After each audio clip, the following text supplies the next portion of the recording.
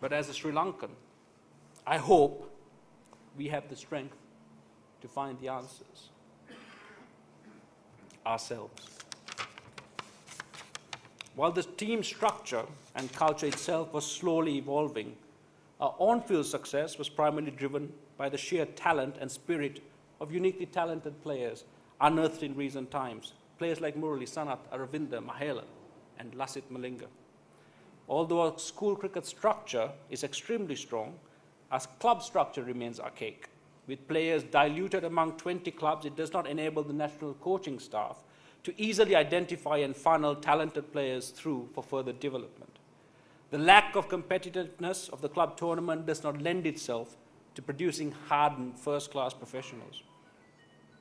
Various attempts to change this structure, to condense and improve, have been resisted by the administration and the clubs concerned. The main reason for this being that any elected cricket board that offended these clubs runs the risk of losing their votes come election time. At the same time, the instability of our administration is a huge stumbling block to the rapid phase change that we need. Indeed, it is amazing that despite this system, we are able to produce so many world-class cricketers. Nevertheless, despite abundant natural talent, we need to change our cricketing structure. We need to be more Sri Lankan rather than selfish. We need to condense our cricketing structure to ensure that the best players are playing against each other at all times. We need to do this with an open mind, allowing both innovative thinking and free expression. In some respects, we are doing that already, especially our coaching department, which is actively searching for unorthodox talent. We have recognized and learned that our cricket is stronger when it is free-spirited, and we therefore encourage players to express themselves and be open to innovation. There was a recent case where the national coaches were tipped off to the case of a 6-foot-tall volleyball player. He apparently, when viewed by the district coach of the region, ambles up to the wicket off about 4 steps, jumps 4 to 5 feet high in the air in a smash-like leap, and delivers the ball while in midair. His feet are within the 2 bowling creases, popping in the bowling crease, but after his delivery, he lands quite a ways down the wicket. Now, the district coach found this very, very interesting and unique. So he thought, well, let's have a trial. So he takes a video camera along and gets this volleyball player, who has never bowled before for any lengthy period, to bowl for half an hour in the district nets. He does quite a good job. Half an hour of jumping high and delivering a cricket ball quite well with good direction. And the video sample is then sent back to our cricket board. The national coaches there also find it interesting, and they say, well, let's call him to Colombo for a trial. 4 days later, they make a call. And the volleyball player answers the phone call from a hospital bed. And when invited, he says, oh, I'm sorry, I can't move. I've never bowled for 30 minutes. I strained my back. So the search for gold in that particular instance did not come to fruition. There was another case where there was a letter postmarked from a distant village where the writer claimed to be the fastest undiscovered bowler in Sri Lanka. Upon further inquiry, it was found that the letter was written by a teenage Buddhist monk who proceeded to give a bowling demonstration dressed in his flowing saffron robes. In Sri Lanka, cricket tempts even the most chaste and holy.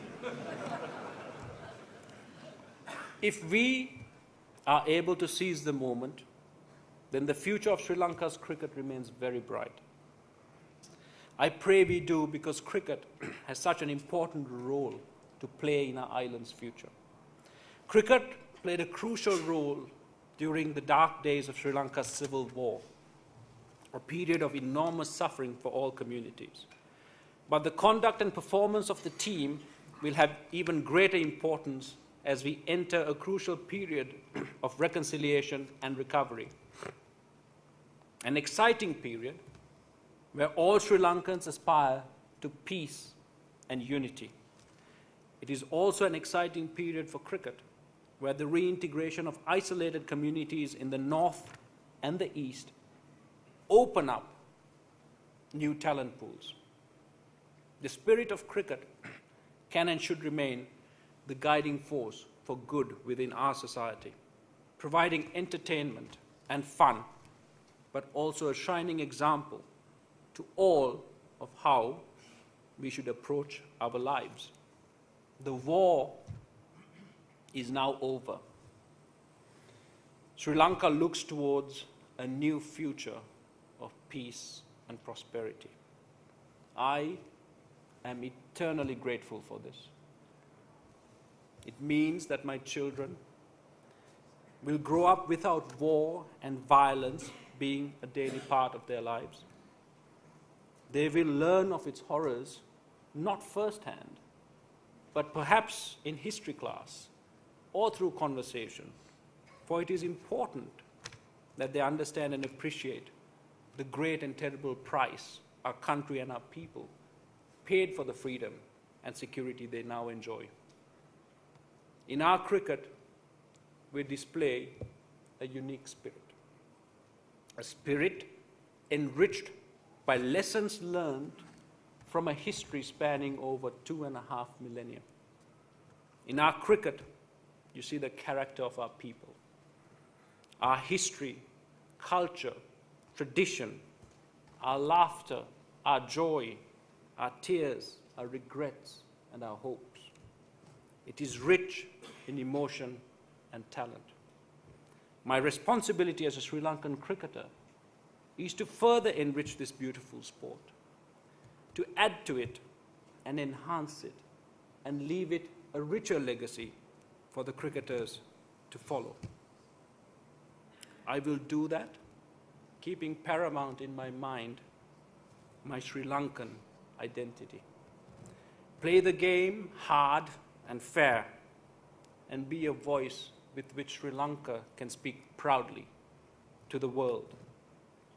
My loyalty will be to the ordinary Sri Lankan fan, the 20 million hearts beating collectively as one to our island rhythm, filled with an undying and ever-loyal love for this, our game.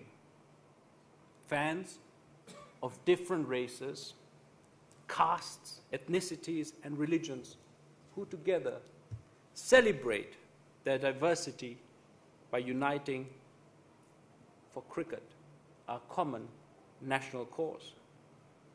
Those fans are my foundation. They are my family.